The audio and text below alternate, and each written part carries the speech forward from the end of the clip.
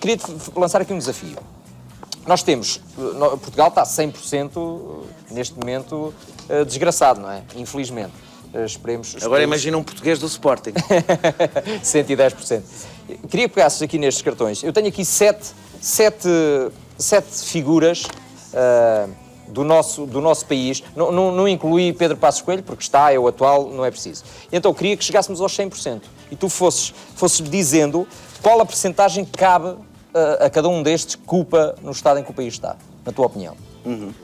Ok? Vamos chegar aos 100%, podes fazer rabiscos e mudar de opinião. Pedro Passos Coelho não é preciso mostrar que é o atual. Mas mostro já? É logo a seguir? Não, espera, vai pensando, eu vou passando aqui. Sim.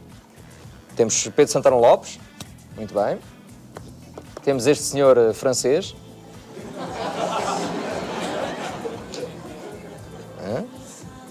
Muito bem. Temos aqui este senhor. Não sei se sabes quem é.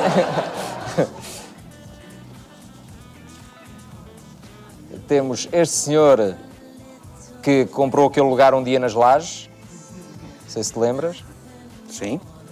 Muito bem. Meu vizinho Jorge Sampaio. Sim, senhora. Tenho em grande consideração, por acaso Também não sei eu. se tu tens também ou não. Temos aqui o Dr. Mário Soares. E temos, para terminar, o Zé Povinho. Somos todos nós. Também teremos alguma culpa. Diga-se bem da verdade. Quanto é que tu dás, qual é a percentagem para chegarmos aos 100% de culpa a cada um deles? Mostra para a Acho que as contas já estão 50, 60... Se passados 100%, não me admira. Com o leque que eu te dei... Isto, mas eu não escrevi os nomes, escrevi só as iniciais, é melhor explicar. Explica, diz-me. Então, Pedro Santana Lopes, zero. Não Zero teve... de culpa? Não teve sequer relevância política nacional para isso. Queria Pedro Santana Lopes ter alguma responsabilidade, mas não tem.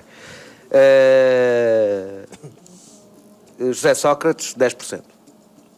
Os últimos 6 anos, ao contrário do que as pessoas pensam, e basta olhar para os números e que me cai este estúdio todo em cima se eu sou um socratista. A ti.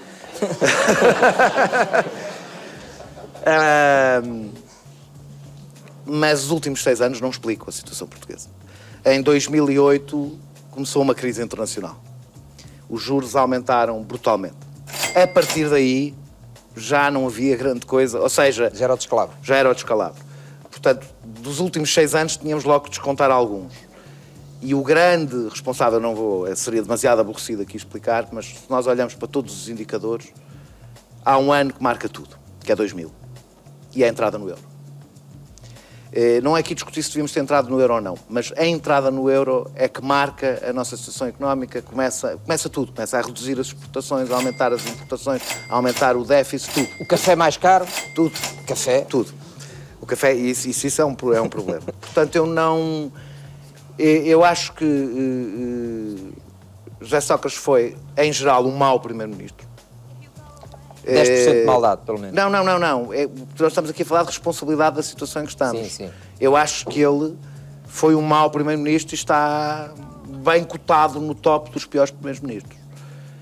Não acho é que o que especificamente estamos a viver lhe possa ser especialmente imputado, inclusive quando se fala do dinheiro, do aumento da dívida. O aumento da dívida resultou de duas coisas.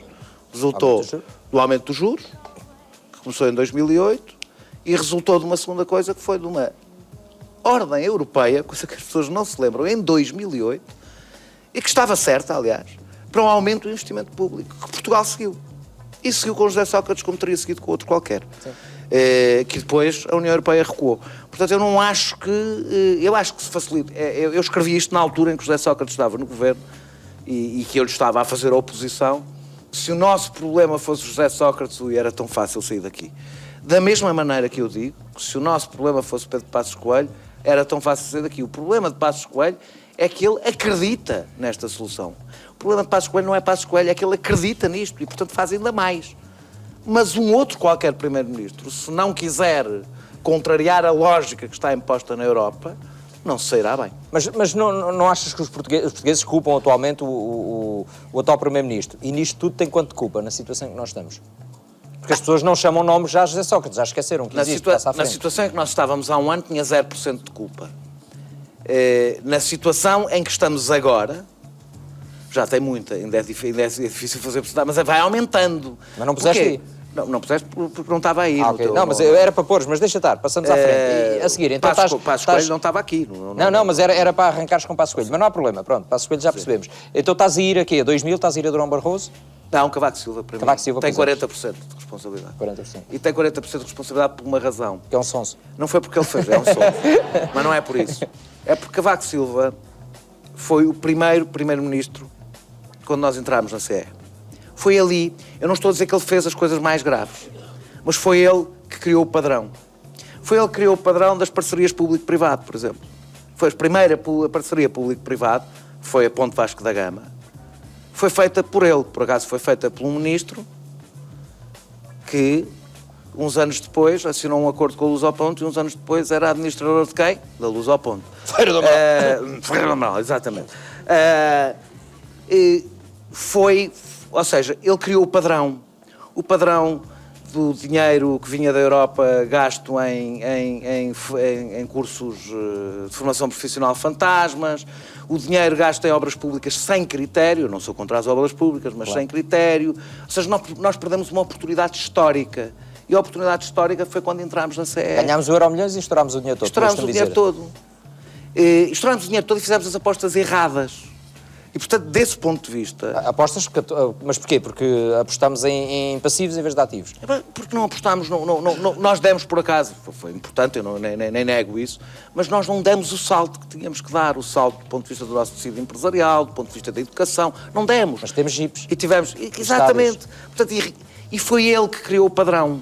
Eu acho que, se olharmos para a percentagem, provavelmente grande parte das asneiras até foram feitas depois dele, mas ele criou o padrão. É assim que se faz. É assim que se faz. Agora e foi a partir daí é que nasceu a frase: ele tem obra feita. Eu antes costumava dizer, eu voto no primeiro presidente da Câmara que me chegar e disser, eu não fiz obra. Porque eu não quero de um presidente de Câmara que faça obra. Quero que faça a necessária. Quero que gira uma cidade. Quero que planeie a cidade. E faça as obras necessárias. É um bocado a lógica do robô, mas olha, fez qualquer coisa. Mas fez qualquer coisa. Nós estamos num conselho, está a ser gravado num conselho onde exatamente há uma pessoa, parece que fez muito e roubou que se fartou. Temos 50%. Temos 50%. Durão Barroso deu-lhe 10%. Mas foi só para não deixar ficar mal, porque é um senhor importante na Europa. Claro. Jorge Sampaio deu-lhe 0%. Eu nem sempre concordei com ele. Por exemplo, quando nomeou o Pedro Santana Lopes para Primeiro-Ministro, que não tinha ido a votos, mas acho, quem nos dera que a política portuguesa fosse feita com homens com a postura ética e moral de Jorge Sampaio, que é uma... Posso dizer que foi o único político do Partido Socialista a quem eu já votei, aliás, 2 vezes. Mário Soares é muito mais complexo. Eu dei-lhe 10%, mas podia-lhe dar 0 ou podia-lhe dar 100. Porque... Se soubesse as histórias todas? Não, porque Mário Soares é um político do outro tempo. E, portanto, é muito difícil. E era outro Portugal também. Era outro Portugal, era outro país. Outras condições. Eu acho que tive tantas vezes do lado oposto a Mário Soares como do lado dele. Mário Soares tem pelo menos uma virtude. Tem 2. Coragem? Coragem, que é logo uma das razões.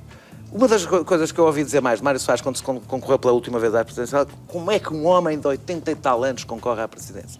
Devo-lhe dizer que subiu 20 pontos na minha consideração. Ele já tinha uma taça, ele já era uma estátua, ele não precisava de fazer nada. Era uma estátua, era o pai da democracia. Era uma instituição. Era uma instituição. E foi a votos. E perdeu. Com 80 e tal anos, pôs em risco toda a sua carreira e toda a sua imagem. E foi a votos. Ir a votos é uma coisa respeitável. Acho que, por exemplo, aquele senhor, o António Costa, devia olhar para o exemplo de Mário Soares e não ter medo de ir a votos. Por fim, quem é que era o Zé Povinho. O Zé Povinho, 30%, pelo menos 1/3, a culpa é nossa, porque todos os outros que falámos fomos nós que elegemos. Muito bem, muito obrigado.